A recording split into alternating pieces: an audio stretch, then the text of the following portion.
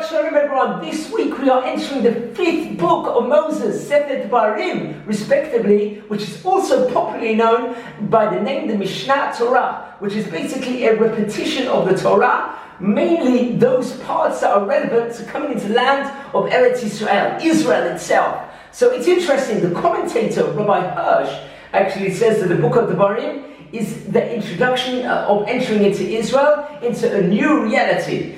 Where we leave the wilderness in Midbar, which we have been for the last 40 years, under the guidance of the clouds of glory, the Ananei HaKavod, the Be'er Miriam, the waterfall of Miriam, which sustained the Jews with water for 40 years, and the heavenly bread, the man that they had received and ate for 40 years, and also under the guidance of Moses, Moshe, who sadly passed away before entering the land of Israel. So it's going to be a new reality they were going to enter. And it's actually interesting that as they are going to leave all these different things, so the clouds of glory, the man, the different bread, they were going to have to now cultivate in the land of Israel, to plant, to harvest. It was a total new reality where they had to find themselves in a new light, let's just say. And it's interesting, the Sefer Devarim starts with a hidden rebuke from Moshe to the entire nation of Israel. Okay, how was this done? Moshe would actually instruct Israel to be careful not to sin when they were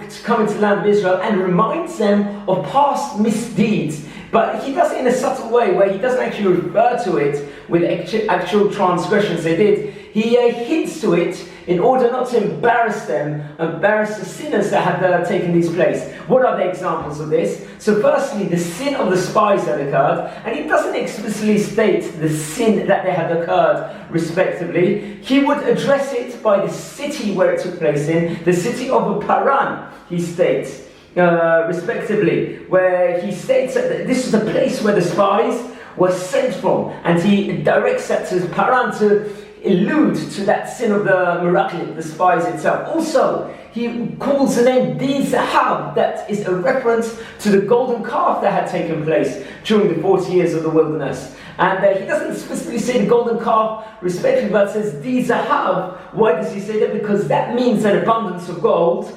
And this alludes to the fact that Hashem had blessed the Jews with so much gold after the Kriyat Yamsuf, which Egyptians had left them after the spoils of the war. But they used all these gifts from Hashem itself in such a bad light to do this this transgression itself respectively. So he doesn't want to embarrass them. However, one could also ask, okay, that's fine. We know the principle of not embarrassing in public. I think most of the people do. But what about why rebuke in the first place? Remember, the Jews had been for 40 years in the Midbar. The amount of Amunah, the faith they had in Hashem, was probably second to none at this rate. They had been sustained with water, with bread, with all their needs that they needed. So they're not going to surely succumb to, when they come inside the land of Israel, to the customs of the Canaanites, which were terrible in the eyes of God. They were not going to surely do all those different transgressions. They were on such a high level. So what was there to worry about at this point in time? They were going to maintain the social norms of the Torah itself respectively. So what was there to worry about? So Moshe said, there is what to worry about. That's why he's going to rebuke the children of Israel, the nation itself, because if the forefathers had succumbed while they had all these open miracles taking place to them, and they did all these different averot, unfortunately, it could be that the children themselves, where the miracles are not openly taking place so much, may succumb respectively to it.